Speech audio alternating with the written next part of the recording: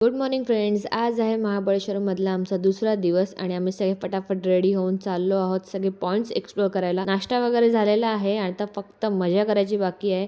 आणि इथे तुम्ही बघू शकता मी फर्स्ट टाइम सनरूफमध्ये उभी आहे आणि सगळे मस्तपैकी मजा करतायत. आम्ही पूर्ण दिवसभरात 2 ते 3 पॉईंट बघितले आणि आता इथे आम्ही एका पॉईंटवर आलो.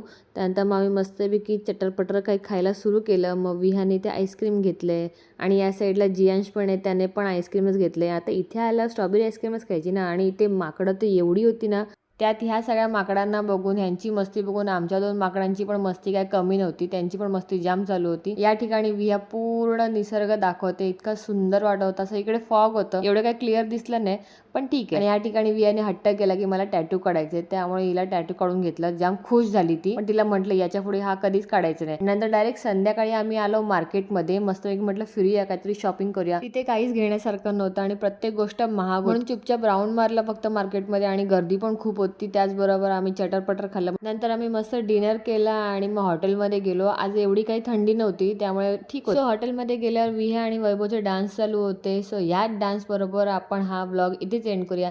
जर तुम्हाला आमचा हा व्लॉग आवडला असेल तर लाईक करा, शेअर करा, सबस्क्राईब करायला विसरू नका. तोपर्यंत बाय.